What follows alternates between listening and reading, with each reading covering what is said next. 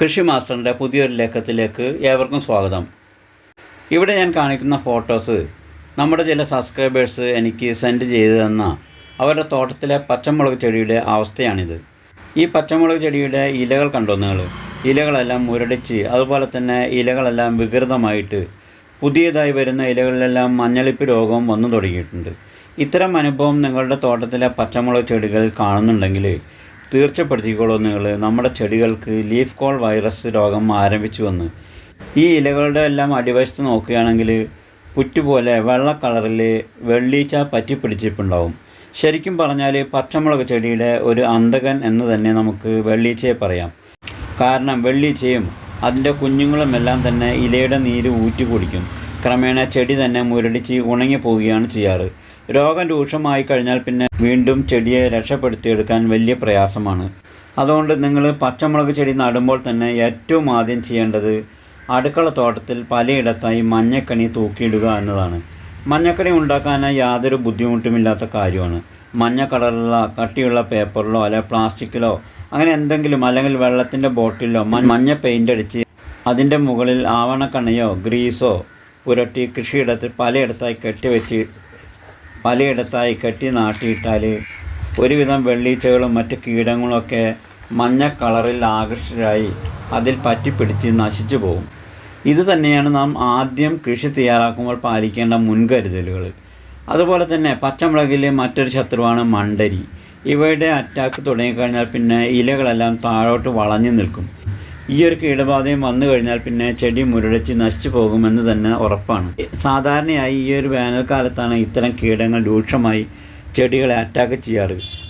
അതുകൊണ്ട് തന്നെ നിയന്ത്രണ മാർഗങ്ങൾ തുടക്കം മുതലേ നമ്മൾ സ്വീകരിക്കുകയാണെങ്കിൽ നമ്മുടെ പച്ചമുളക് ചെടിയെ വലിയ കേടില്ലാതെ നമുക്ക് രക്ഷപ്പെടുത്തിയെടുക്കാൻ പറ്റും. വെള്ളീച്ചയെ നിയന്ത്രിക്കാൻ നാം കൈക്കൊള്ളേണ്ടുന്ന പ്രധാന കാര്യം ഞാൻ ആദ്യം പറഞ്ഞ പോലെ തന്നെ മഞ്ഞക്കണികൾ സ്ഥാപിക്കുക എന്ന് തന്നെയാണ്. പിന്നെ വെള്ളീച്ചയെ നിയന്ത്രിക്കാനുള്ള സിമ്പിളായ മറ്റൊരു മാർഗ്ഗമാണ് 501 പോലെയുള്ള ബാർ സോപ്പ് 1 ലിറ്റർ വെള്ളത്തിൽ കലക്കിയിട്ട് ഇലയുടെ അടിയിലും മുകളിലും കൊള്ളുന്ന വിധത്തിൽ നന്നായിട്ട് സ്പ്രേ ചെയ്ത് കൊടുക്കുക എന്നതാണ്. അതുപോലെ തന്നെ മുളകിൻ തൈകൾ തിരഞ്ഞെടുക്കുമ്പോൾ അനുഗ്രഹ, ഉജ്ജ്വല പോലെയുള്ള രോഗപ്രതിരോധ ശക്തി കൂടിയ ഇനങ്ങൾ തിരഞ്ഞെടുക്കാൻ ശ്രദ്ധിക്കുക. അതുപോലെ തന്നെ വിത്ത് പാകുന്നത് മുതൽ സ്യൂഡോമോണസുമായി ബന്ധപ്പെടുത്താൻ ശ്രമിക്കണം. മുളക് തൈകൾ പറിച്ചു നടുന്നതോടുകൂടി 75 മില്ലി വെള്ളത്തിൽ 25 ഗ്രാം സ്യൂഡോമോണസ് കലക്കി, അതായത് 5 ടീസ്പൂൺ സ്യൂഡോമോണസ് കലക്കി തൈകളുടെ വേരുകൾ അരമണിക്കൂറെങ്കിലും ഈ വെള്ളത്തിൽ മുക്കി വെച്ചതിന് ശേഷം നടാൻ ശ്രമിക്കണം.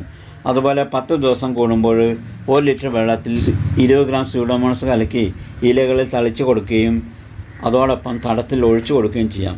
സ്യൂഡോമോണസ് ഒരു മിത്ര ബാക്ടീരിയയാണ്. അപ്പോൾ ഈ പറഞ്ഞതെല്ലാം രോഗം വരാതിരിക്കാനുള്ള ഒരു ഫസ്റ്റ് എയ്ഡ് മാർഗ്ഗമാണ്. ഇനി നിങ്ങളുടെ മുളക് ചെടിയിൽ വെള്ളീച്ച ശല്യം വന്നിട്ടുണ്ടെങ്കിൽ ഈ ഒരു ഫസ്റ്റ് എയ്ഡ് കൊണ്ട് ഒന്നുമാവില്ല. അത്തരം സന്ദർഭങ്ങളിൽ സിമ്പിളായി ഒരു ഹോം മെയ്ഡ് ജൈവ കീടനാശിനി ഉണ്ടാക്കി സ്പ്രേ ചെയ്ത് കൊടുത്താൽ മതി. ആ കീടനാശിനി എങ്ങനെയാണ് തയ്യാറാക്കുന്നതെന്ന് നോക്കാം. ഈ ഒരു ജൈവ കീടനാശിനി ഉണ്ടാക്കാനായി വേണ്ടത് വേപ്പെണ്ണ, അതുപോലെ തന്നെ ആവണക്കെണ്ണ, പിന്നെ സോപ്പ് ലായനി, അതിൻ്റെ കൂടെ അല്പം ശർക്കര എന്നിവയാണ് വേണ്ടത്. ഞാൻ 1 ലിറ്റർ അളവിലേക്കുള്ള കൂട്ടാണ് ഇവിടെ പറയുന്നത്. ആദ്യം തന്നെ വേപ്പെണ്ണ ഒരു 5 മില്ലി എടുക്കണം. എന്നിട്ട് ഒരു പാത്രത്തിലേക്ക് ഒഴിച്ചു കൊടുക്കാം. ഇനി ഇതിലേക്ക് 3 ml ആവണക്കെണ്ണ കൂടി എടുക്കണം. ആവണക്കെണ്ണ മെഡിക്കൽ ഷോപ്പിൽ നിന്ന് നമുക്ക് വാങ്ങിക്കാൻ കിട്ടും. മിക്കവാറും എല്ലാവരുടെയും വീട്ടിൽ ആവണക്കെണ്ണ ഉണ്ടാവാൻ സാധ്യതയുമുണ്ട്. ഇനി ഇതുകൂടി വേപ്പെണ്ണയുടെ കൂടെ ഒഴിച്ചു കൊടുക്കാം. ഇനി ആവണക്കെണ്ണയുടെ കൂടെ 15 ml സോപ്പ് ലായനി കൂടി ചേർക്കണം. ഹാൻഡ് വാഷോ ലിക്വിഡ് സോപ്പോ ഏതായാലും കുഴപ്പമില്ല. ഞാനിവിടെ ഹാൻഡ് വാഷാണ് ഉപയോഗിച്ചിരിക്കുന്നത്. സോപ്പ് ലായനി ചേർത്താൽ മാത്രമേ വേപ്പെണ്ണ വെള്ളവുമായി മിക്സായി കിട്ടുകയുള്ളൂ. ഇനി ഇതെല്ലാം കൂടി നല്ലപോലെ മിക്സ് ചെയ്യണം. ശർക്കര ഉണ്ടെങ്കിൽ 10 ഗ്രാം ശർക്കര കൂടി ചുരണ്ടി ചേർത്ത് ഒന്ന് ഇളക്കി മിക്സ് ചെയ്ത് കൊടുത്തോളൂ. ഇനി നാം മിക്സ് ചെയ്ത് വെച്ച കൂട്ട് 1 ലിറ്റർ വെള്ളത്തിലേക്ക് ഒഴിച്ചു കൊടുക്കാം. നല്ലപോലെ ഒന്നുകൂടി മിക്സ് ചെയ്ത് ഒരു സ്പ്രേ ബോട്ടിലേക്ക് ഒഴിച്ച് ഇലകളുടെ അടിയിലും മുകളിലും ഒക്കെ നല്ലപോലെ സ്പ്രേ ചെയ്ത് കൊടുത്തോളൂ. ആഴ്ചയിൽ 2 തവണ വീതം സ്പ്രേ ചെയ്ത് കൊടുക്കാവുന്നതാണ്. അപ്പോൾ ഇതൊക്കെ നീരൂറ്റി കുടിക്കുന്ന കീടങ്ങളെ മാറ്റി നിർത്താൻ സഹായിക്കുന്ന ചെറിയ ചെറിയ കാര്യങ്ങളാണ്.